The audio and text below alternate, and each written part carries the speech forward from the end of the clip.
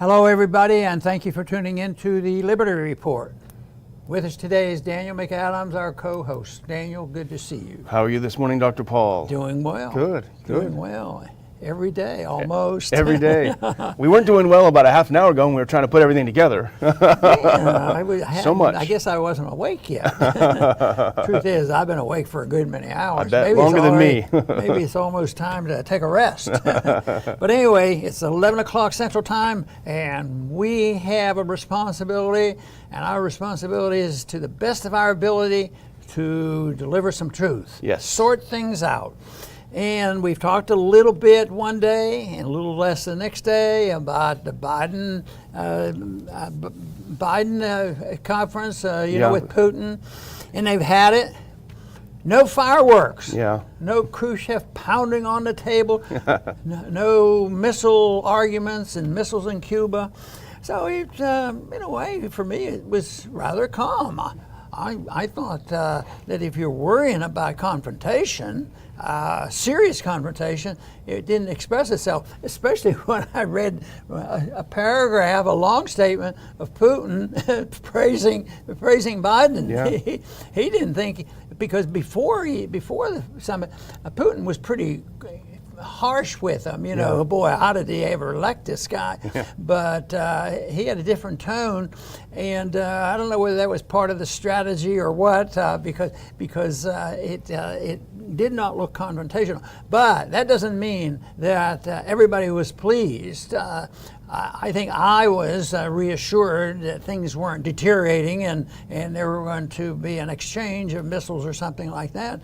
But I think that most people were, fairly well behaved, but the frustration level on, and I'll use the first term and then explain it, the military-industrial complex. Yeah. Why, if you don't have confrontation, how are we going to get these budgets passed?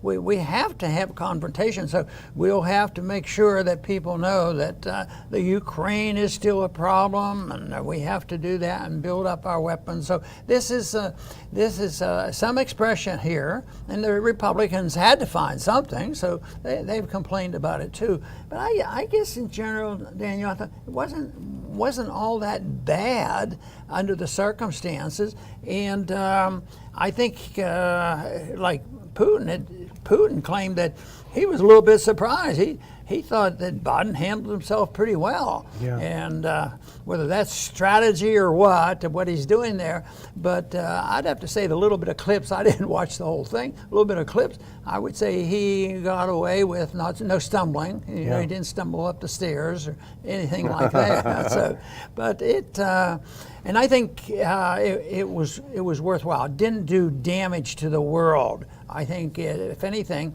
and the one part, and I know you'll go into more detail, but the one part that I liked the best was they sort of put something behind them, and that was their ambassadors. Our ambassadors going to back, temporarily they had to express how tough each one was. So they're back. So I would say that is progress. That's talking to people. And I don't think there was any agreements where we have made more commitments. Sometimes we go to these meetings and we accomplish a whole lot, but we have to pay for it. As long as we give them the money, then we'll buy peace for the world. It wasn't any of that, but there will be some complaints, but I think the biggest complaints will come from mostly Republicans, and they feel that's their duty, and also the people who are hawks, and there are some Democratic hawks too that would, think that this was designed for confrontation. We had to show how tough we were to make sure that Biden doesn't pull anything. But Biden, I think, has his goals, and I don't think he's going to back on much of anything. So all in all, I guess we could say things went fairly well. Yeah, I think that's a good summary. But the problem is, and this is, Dr. Paul, this is one of the things that really make me rethink my professional focus as a foreign policy person, because, this field is so crowded by know-nothings. Can you imagine if you sort of dabble in proctology or something? I mean, the U.S. foreign policy toward Russia is in such a mental prison that there was really not much Biden could have done if he went, when he went to the meeting. It's an absolute. But as unexciting as it was for the conclusion, I sort of felt how you did. It turned out pretty well, actually, and I'm not one to jump and praise Biden in any stretch of the imagination. But here's the results. Here's a quick rundown of the results, and this is Moon of Alabama did a good job in summarizing. As you say, return of ambassadors to their positions. They were pulled out when Biden stupidly said that that Putin was evil and he was a killer and this and that and the other. More talks on cybersecurity, and that might help smooth it over these claims that Russia keeps hacking our pipelines, what have you.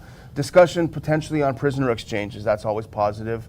Be nice if Biden would, within that context, would pardon Snowden, but that's a different story. And also new talks on security, including on strategic nuclear weapons. That also could be potentially very positive.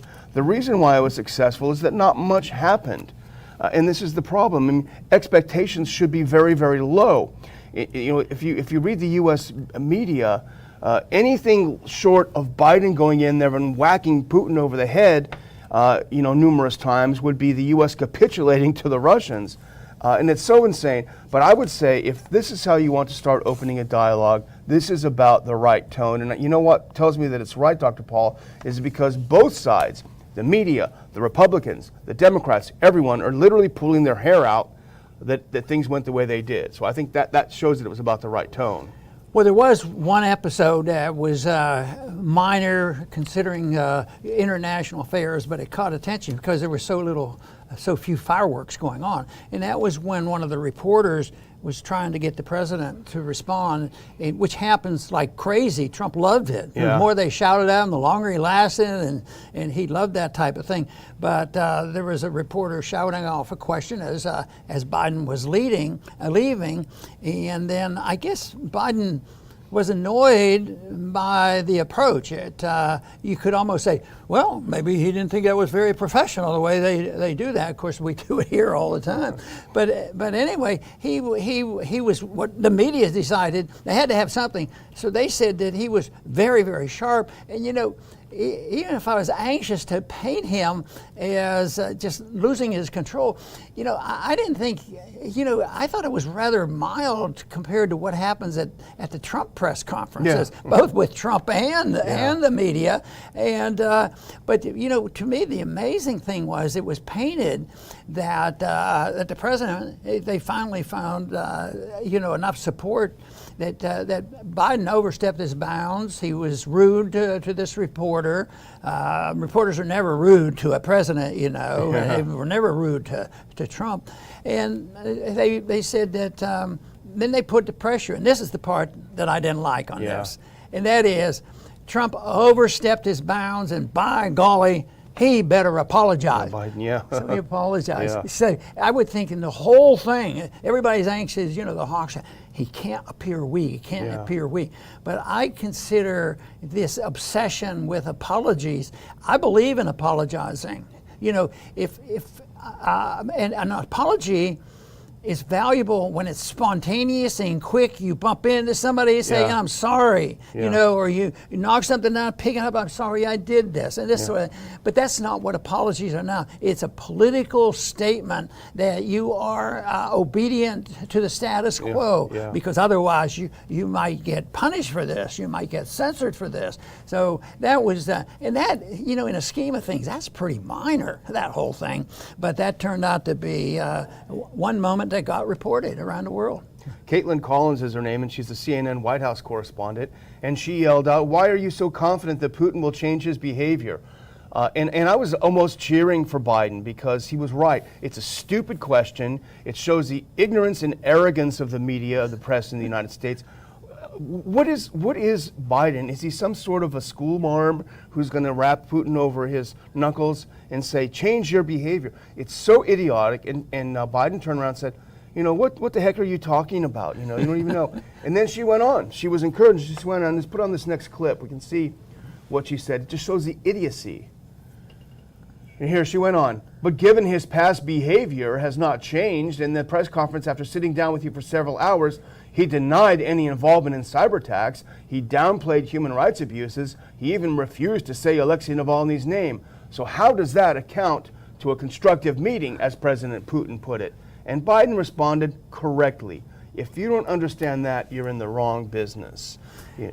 Yes, I would say that she identified which faction of the political spectrum she's on, to challenge that and make Putin look weak, or Biden look weak. So I don't know whether she accomplished that or not. It's just this whole insane idea that the role of the United States is to run around the world telling everyone to behave themselves. It's just insane. But Dr. Paul, taking the cake, Caitlin Collins couldn't have even hoped to be as dumb as the Republican Party. The RNC takes the cake for the stupidest thing I've seen in a long time. And in fact, let's cue this up. Let's take a couple of minutes and behold the absolute idiocy of the Republican Party. If we can cue up that first clip and watch it. I couldn't believe it. I thought it was a joke when I saw it yesterday on Twitter. No, the first clip. The Twitter clip. Yes. If we can just play that one.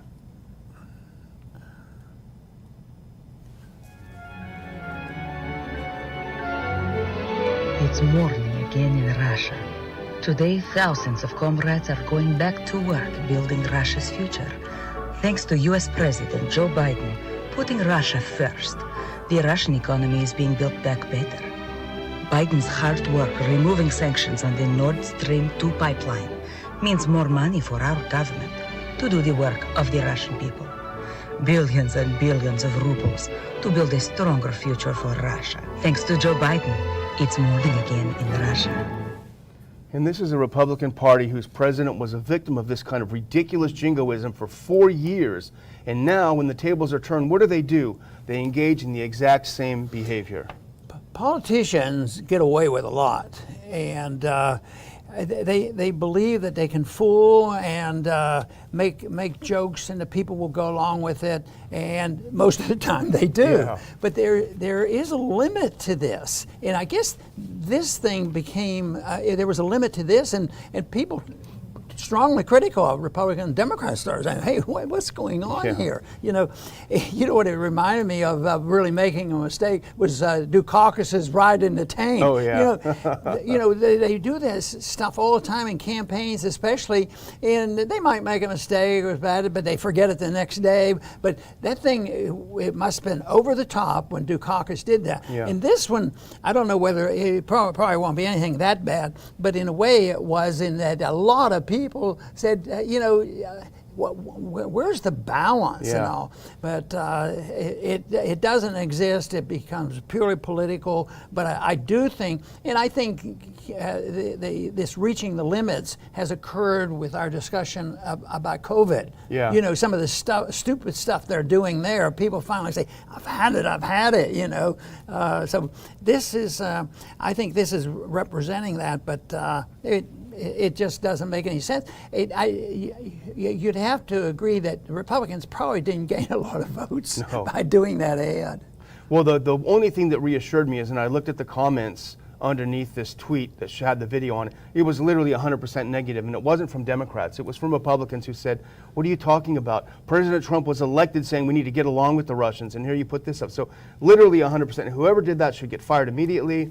From the top on down. But unfortunately, the RNC is not the only organization or person who completely lost it over the Biden meeting. Let's look at this next clip.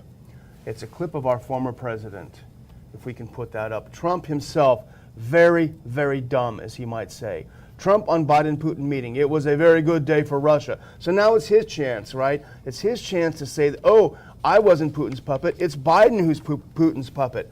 And here are a couple of quotes that really underscore why, even though we're sympathetic to him because his enemies are worse than he is, why Trump was so bad as a president, particularly on foreign policy. He said, we gave a very big stage to Russia and we got nothing. I stopped the pipeline, Nord Stream 2, and the pipeline was stopped.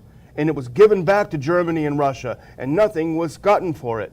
See, the idea, the arrogance that somehow a pipeline between two other sovereign countries, thousands of miles away, somehow the U.S. has the ability to stop it or give it the okay. it's just preposterous. He should have taken that energy and put it into the pipeline in the United States, because that deserves a little bit more debate. And why did we have a policy that so much money and time was wasted? And why should one president, one person, be able to close it down? And that's all within our country. But no, we have to go thousands of miles away because it plays to the military-industrial complex. You've got to have a confrontation. So he might be thinking, well, maybe that didn't help me in the last campaign. Maybe, there were too many hawks out there. But I just don't think. I think if you argue honestly for peace and, getting along with people, if it isn't like, come in and invade our country and do whatever you want, and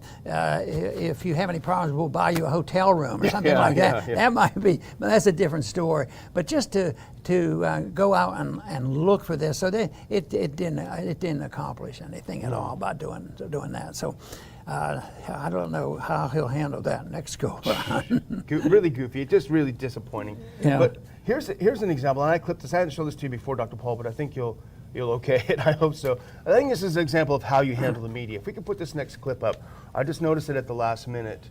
And here is a German journalist asked Putin, "Are you a friend or foe to the West?" Which is a typical dumb question. Putin's response was right. "I'm not your friend. I'm not your bride or groom. I'm the president of the Russian Federation. 146 million people with national interests, and it's my job to protect those interests." And that's how you shut down the goofy media. And then it's over and done with. So. Yeah. I'm not your friend or foe. But I guess we want to talk about, we gave Biden some praise. I guess we want to talk about the goofiest thing that he said, and it was so hilariously dumb and goofy that we cannot skip it. And this is that YouTube, if we can put it up. It's cued to start at the right point. I think it goes to 56 or 58 seconds. And this is what he was talking about. He said the Russians are the ones who are interfering in elections. Let's just listen to this.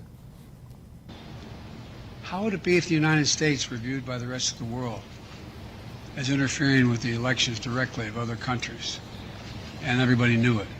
What would it be like if we engaged in activities that he is engaged in? It diminishes the standing of a country that is desperately trying to make sure it maintains its standing as a major world power. How would it be if the United States was viewed by the rest of the world as interfering in elections? This is a great quote. At the right time in the right place, it should be made. But under these conditions, it doesn't make any sense, because he's claiming that we're a non-interventionist. When I used that principle, I was always saying, what would it be like, if we were doing this to somebody else or they were doing it to us? This would be different. And this is what he's saying, like we've never done it. How many? We probably have been, I bet we've interfered in 100 elections over the last, since World War II. And just recently, I think we were sort of involved in Syria and Ukraine and a few other places all over the Middle East. I mean, we don't just interfere in the election, we own the country when we go in and put our troops in there. I mean, we can't even let go of Afghanistan. We just have to, keep troops. We have to keep the troops in Syria and all this. Ultimately, we're very much involved. So that is the silliest dumb thing, and yet the principle is important to emphasize about being careful. What we do to others, if they do it to us, we might complain about it.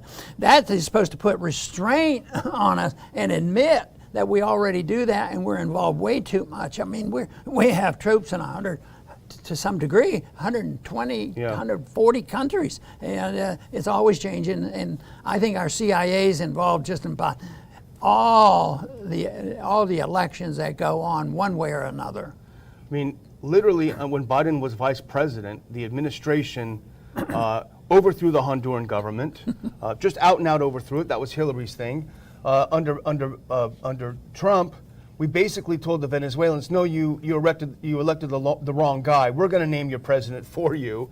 Bolivia, as you say, Syria, Ukraine, and so on and so on. If the rest of the world isn't laughing at that clip, they must be sound asleep. No, that's for sure. Well, I guess we're going to move on just to a couple of little miscellaneous things. And the next one we saw, this is from Paul Joseph Watson, who, let's look at the next clip actually. It's pretty interesting. It's about the plexiglass. There's a new report that came out in the UK.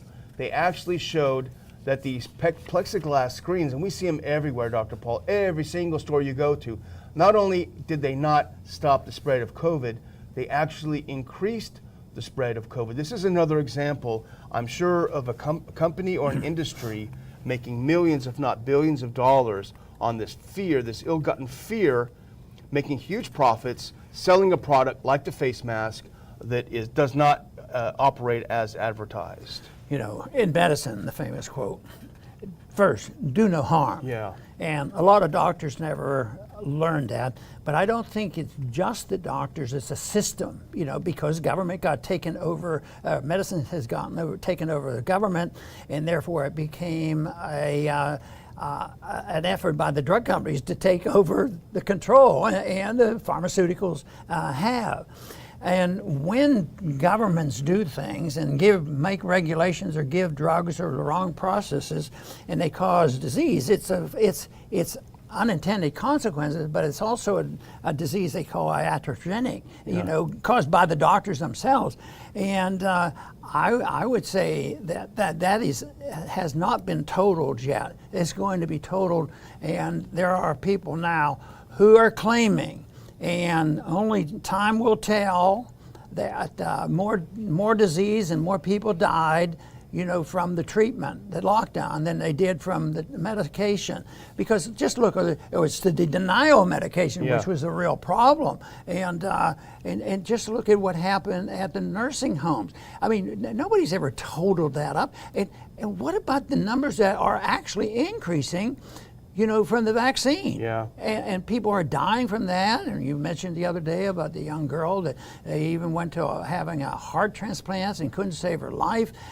So it's not that this stuff is made up. It's not fake news. Yeah. The fake news is the denial.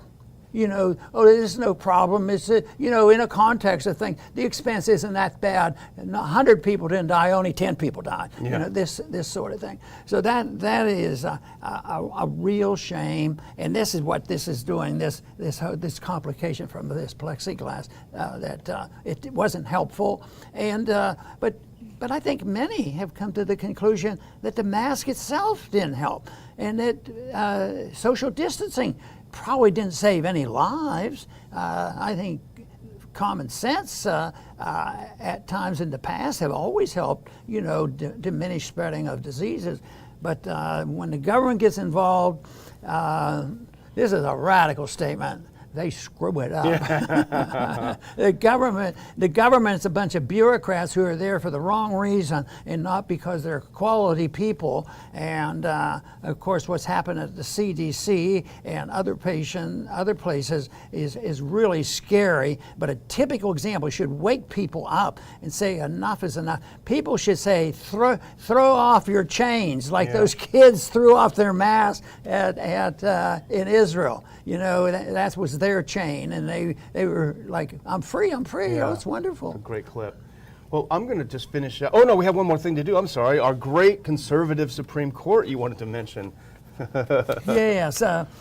Well, we were reassured, and as things were going on, and when the debate was going on appointing Republican judges to the Supreme Court, maybe really some good's going to come of that. Yeah. So certainly it wouldn't take a genius in constitutional law to figure out that a total control of health care by Obamacare does not fit into the Constitution. Absolutely no authority for this. But it was a bigger job than that, because already the government had been involved in medical care. So therefore, you can't pick and choose. So they finally get to the Supreme Court, and they had a ruling. It was 7-2. It's perfectly legal, no constitutional problem. The states can't object, and you will follow the rules. So this to me is just typical. And also, this whole idea that there is a Republican conservative constitutional position versus a liberal democratic position. It's a bipartisan position that usually comes together due to the powerful lobbying group and the money behind things, whether it's drug companies or the military or whatever, and maybe they have a few people behind designing all this, and that's called the deep state. Yeah. And they decide, what are we going to save now? And then the power is in the dissemination of information, and that's why I take very seriously in our efforts to try to sort it out and understand what's going on and try to let the people know what the real truth is.